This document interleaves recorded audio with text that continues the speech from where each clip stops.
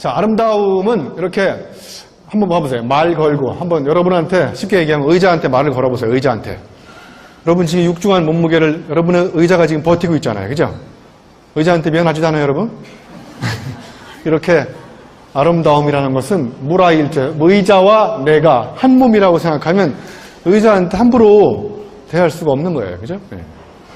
지금 당장 의자한테 미안하다고 생각해서 좀만 기다리시라고. 네? 의자한테 말을 걸어보고 의자한테 생각해보는 거야. 입장 바꿔서. 내가 만약에 의자라면 예? 야, 좀 몸무게 좀 빼라. 어? 예. 뭐 의자한테 물어보고 의자한테 원점에서 한번 의자의 본질 너는 여기 왜 존재하냐? 어? 의자의 존재 이유에 대해서 한번 물어보고 예? 그 다음에 꿰뚫어보기 예, 갈구하는 의자의 욕망이 뭔지 의자가 뭘 하고 싶은지 예? 여기만 있고 싶지 않아. 얘도 지금 나가서 햇빛 좀 받고 싶고 예?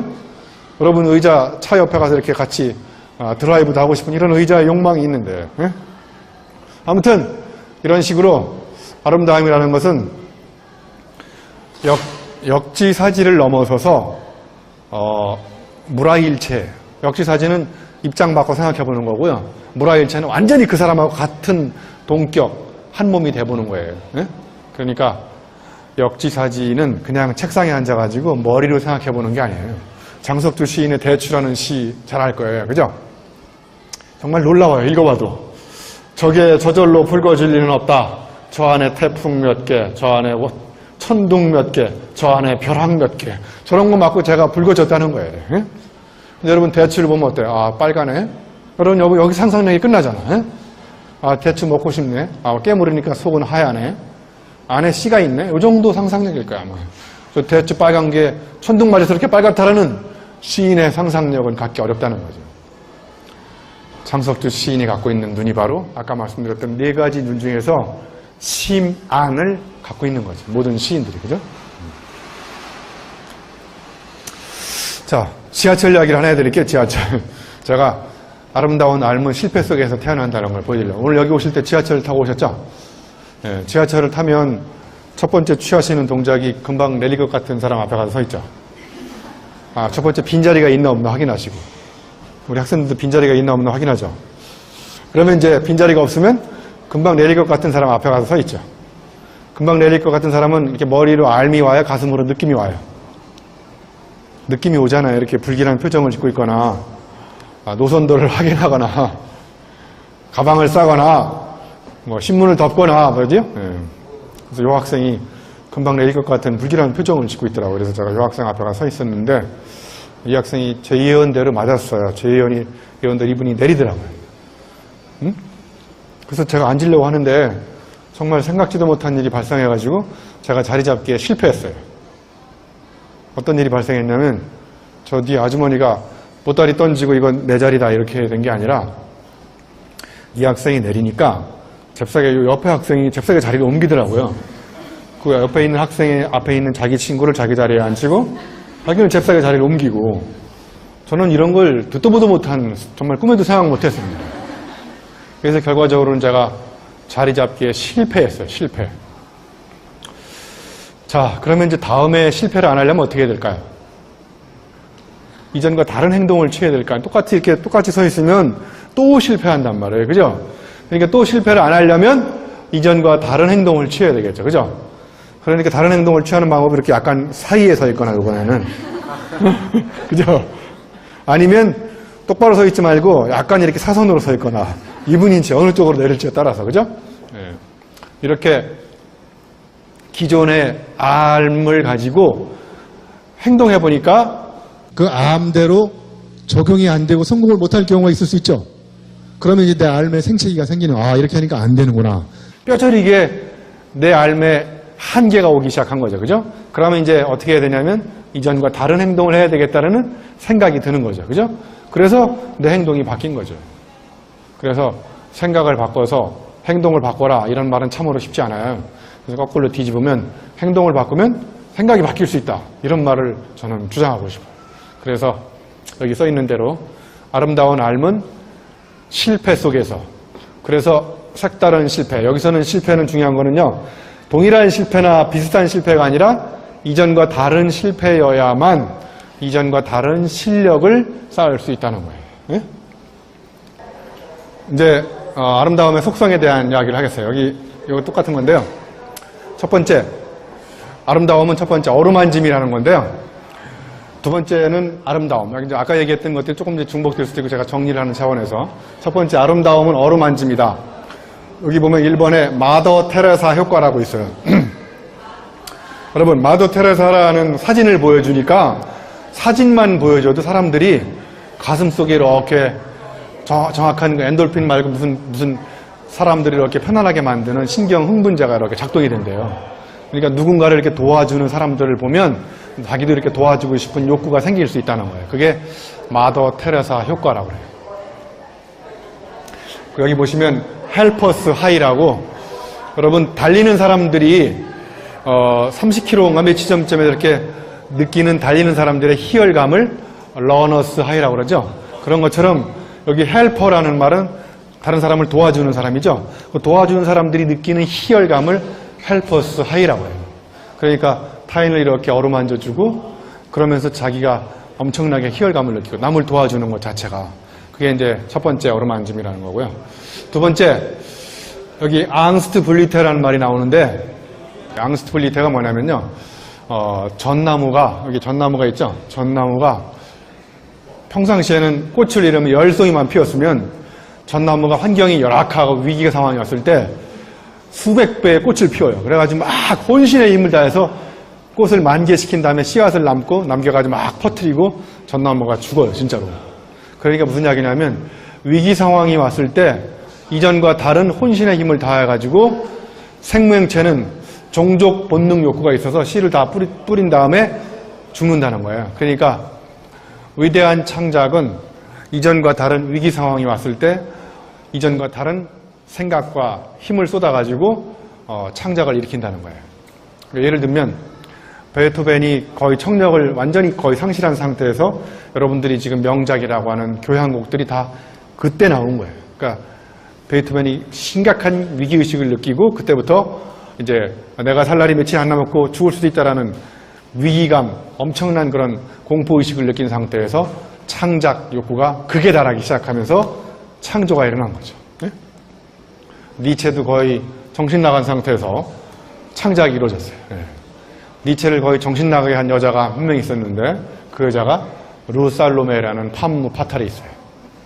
네. 그 여자 때문에 프로이드는 정신 나가가지고 정신분석을 평생 연구를 하게 됐고 라이너 마리아 릴케도 루살로메 때문에 맛이 가서 평생 그 여인을 위해서 시를 쓰게 됐고 난 위대한 창작 뒤에는 항상 여인이 있다는 걸 또 자, 세 번째 하기 전에 이 시가 정말 이문재 시인의 농담의 시를 봐보세요. 쭉 종에 관한 시인데요.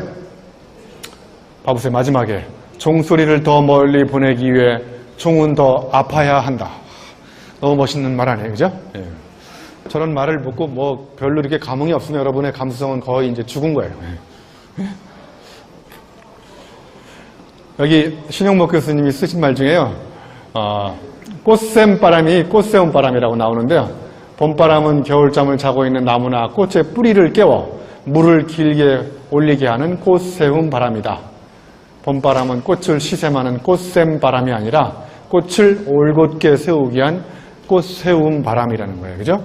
바람을 자꾸 이렇게 바람이 나뭇가지를 흔들면 나뭇가지에 뿌리가 이렇게 들썩 해가지고 더 이렇게 산소가 더 잘 통하게 하는. 그러니까 사람은 자꾸 이렇게 흔들려 보고 그러면서 더욱 깊은 뿌리를 내리게 되고 그러면서 그 아름다움이라는 것이 아픔이라고 하는 것을 이겨내고 사람다움을 창조하게 된다는 거죠. 제가 대학생 대상 강의 가서 이런 말을 했어요. 힘들어야 힘들어간다. 사하라 사막에 가서 마라톤을 뛰다가 죽을 뻔한 사고가 일어났었어요. 탈진 상태가 일어나가지고 250km를 가야 되는데 한 120km 지점에서 탈진 상태가 와서 극한의 힘든 상황에서 가진 발악을 하다가 결국은 이제 포기했어요. 그래서 제가 이런 명언을 남겼어요. 절대로 포기하지 마라를 절대로 쓰지 마라. 절대로 포기하지 마라. 이 말을 믿고 계속 갔다가는 제가 죽었어요. 거기서. 제가 굳이 사하라 사막에 가서 죽을 필요는 없잖아요. 그죠? 그러니까 여러분들 가장 인간이 살아가는데 불행한 사람은 좋아하는데 잘할 수 없는 일을 붙잡고 계속 포기하지 않고 가요. 그러면 그거 죽어요. 죽는 것보다 힘들어요. 그러니까 빨리 때려치우세요. 포기하시고 다른 일을 하는 게 나아요. 20대 청춘에 시작한 고시 공부를 아직도 관악구 신림동 고시촌에서 40대가 돼도 고시 출제 경영 전문가로 아직 남아있어요. 거기에. 예? 합격은 못하고 내년도 출제 경영은 꿰뚫고 있어요. 그래서 그 출제 경영을 듣고 20대 초반에 대학생은 합격을 하고 40대 중반의 아저씨는 아직도 거기서 공부하고 있어요. 빨리 집어치우셔야 돼요. 예? 진짜로요. 힘이 들어야 힘들어가지 않아요? 힘든 상황에 처하면요, 사람은 이전과 다른 방법으로 힘을 쓰기 시작해요. 그죠? 그러면 이제 없었던 힘이 생기게 되고 힘든 상황이 오면 힘 생긴 걸 가지고 그걸 극복할 수 있다는 거예요. 근데 그런 힘든 상황을 별로 경험하지 않은 사람들은 힘든 상황이 오면 그냥 좌절하고 예? 극복할 수 없는 나약한 인간이 될 수 있다는 거죠. 예? 자, 세 번째 아름다움은 아까 말씀드렸듯이 제대로 아는 사람, 의미심장한 이런 배움을 통해서 여기 보시면 이건 다 몰라도 좋고요. 맨 밑에 보시면 우리 연세대학교의 한준상 교수님이 여러 가지 책 쓴 것 중에 이런 이가 뭐냐면요. 이는 MS제곱에서 아인슈타인의 MC제곱인가 거기서 뽑은 거예요. 그래서 education 또는 L로 해석해야 돼. L은 예를 들면 learning이라는 거죠. L. in education이요. 그러면 여기 M은 meaning, 의미, S는 significance, 의의 있음. 그러니까 내가 발견하는 의의가 있을수록 의미심장함이 더해질수록 예? 더욱더 강도 높게 사람은 배움의 여정에 뛰어든다는 거예요. 예? 제가 계속 체험하지 않은 다른 사람의 이야기를 논리적으로 설명해가지고 설명한 걸 의미를 여러분의 머리에 꽂으면 의미가 머리에 계속 꽂히면 이렇게 골 때리는 거예요. 머리가 아프고 골치 아프고 그죠? 의미가 이렇게 심장에 꽂히면 의미심장해지는 거고 네? 의미가 심장에 꽂히면 꽂힐수록 배움의 열의와 강도는 점점 깊어지고 그래서 더욱더 몰입하게 되고 더욱더 자기가 하고 싶은 일에 창조가 되게 되는 거죠. 신용복 교수님이 그리신 화보인데요. 사화, 시화인데요. 이게 못을 박는 사람이 못을 박고 예를 들면 여기다가 그림을 걸었어요. 그럼 이 그림이 똑바로 걸려있는지는 누구한테 물어봐야 돼요? 높은 사람한테 물어봐요? 아니면 밑에 사람한테 물어봐요? 네, 밑에 사람이 답을 갖고 있다는 거예요. 그렇지 않나요? 근데 주로 우리는 높은 사람하고 이렇게 끈을 맺죠? 높은 사람이 어떻게 해서 집에 가시면 같이 집에 가잖아요. 그죠? 항상 낮은 곳으로 임하소서. 아름다운 사람은 자기보다 낮은 사람을 하대하지 않아요. 예? 업신여기지 않고. 정말 존경스러운 사람은 윗사람한테 잘 보이는 사람이 아니라 자기보다 낮은 사람, 자기보다 없는 사람, 자기보다 더 밑에 있는 사람, 이런 사람들을 무시하지 않는 사람이야말로 저는 가장 아름다운 사람이라고 생각해요.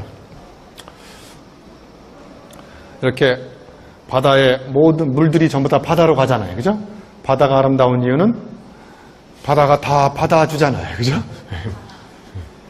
바다가 다 받아주는 이유는 바다가 가장 낮은 곳에 있기 때문에. 그죠? 그러니까 해불양수라는 사자성어가 있어요. 해불양수. 예? 바닷물은 모든 물들을 거부하지 않고 다 받아준다. 예? 그래서 세상의 아픔을 다 받아줄 수 있는 사람들은 높은 데 있는 사람이 아니라 항상 낮은 곳으로 가서 그 사람들의 아픔을 귀담아 들어보고 그 사람들의 이야기를 듣고 그 사람들과 가슴으로 생각해보고 그 사람과 같이 입장을 같이 하고 이런 사람들이 아름다운 사람이라는 거죠. 예?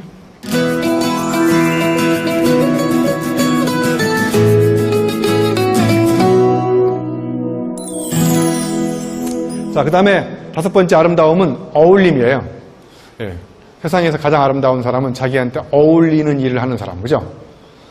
그 어울리는 일을 하는 사람들의 공통점은 뭘까요? 한번 이미지를 생각해 보세요. 자기한테 어울리는 일을 하는 사람들의 공통점, 겉으로 풍기는 이미지, 그 사람들이 갖고 있는 특성, 이런 것들 종합적으로 이렇게 비교해 보면 대충 이미지가 떠오를 거예요. 자기한테 어울리는 일을 하는 사람들, 그죠? 근데 어울리지 않는 일을 하는 사람들을 보면 또 이와 반대의 상극의 이미지가 떠오를 거고요. 어울리는 하는 사람들의 공통점은 열정을 발휘해서 자기 일에 몰입을 하나요? 아니면 열광하면서 발광하나요? 네? 네. 열광할수록 허탈감과 허전함이 밀려오지만 열정을 발휘할수록 뿌듯함과 성취감이 스며든다. 열광할수록 발광하고 싶어지지만 열정을 발휘할수록 정열적으로 몰입하고 싶어진다. 세 번째가 제일 중요해요. 열광할수록 후유증으로 침이 흐르지만 열정적으로 몰입할수록 부산물로 땀이 흐른다. 여러분은 지금 침을 흘리고 있습니까? 땀을 흘리고 있습니까? 그랬더니 침을 흘리면서 막 열광하더라고요. 그러니까 아름다운 사람들은 자기 일에 어울리는 일을 하면서 열정적으로 몰입하면서 땀 흘리는 사람들이 아름다운 사람이라는 거예요. 자, 이제 대충 정리를 좀 하겠습니다. 자, 토끼가 수영할 필요가 없죠? 토끼가 수영하는 토끼 보셨어요? 여기 오리가 겨울에 눈 오는 날 산등성에 올라갈 필요가 있나요? 필요가 없죠. 그러니까 무슨 이야기냐면요. 우리가 필요 없는 거를 필요하다고 생각하고 그 능력을 개발하기 시작하면 그 인생은 정말 불행하다는 거예요. 근데 우리는 점점 자꾸 남하고 비교해요. 나한테 필요 없는 거예요. 근데 자꾸 옆 사람하고 비교하는 거죠. 원숭이, 펭귄, 코끼리 다 한 줄에 서 출발해. 여기 보면 fair selection이야. Everybody has to take the same exam. 똑같은 시험을 가지고 출발하려고 해요. 그래서 뭐냐면 나무에 올라가는 거야. 얘들 보고 다 나무 위에 올라가라고 지금 시험을 보라고 그래요. 그러면 이 중에서 나무 제대로 올라갈 수 있는 애 몇 명 없어요.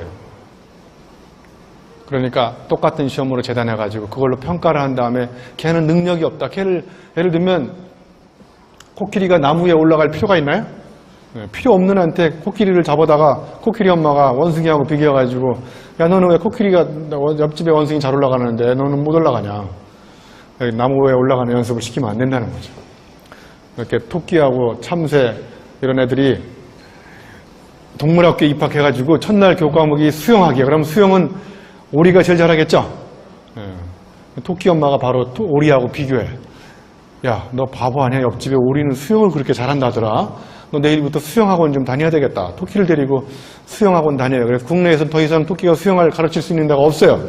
그래서 이제 토끼를 데리고 여름방학 때 과음으로 특수 과외를 받으러 갔다 와요. 고액 과외를. 거기 갔다 와서 막 토끼 위장염 신경성 걸리고 여기 막 무좀 걸리고 그래서 죽다 살아났어요. 그런데 갔다 와 보니까 예를 들면 눈 오는 날 눈이 쌓인 산등성에 올라가는 교과목이 생겼어요. 이때 가장 스트레스 받았던 이제 토끼가 제일 신나겠죠, 그죠? 근데 오리가 또 이제 산등성에 올라가는 훈련을 시켜요. 오리가 눈 오는 날 산등성에 올라가요, 오리가? 오리 보셨어요? 못 봤죠? 그래서 오리 엄마가 바로 토끼하고 비교해.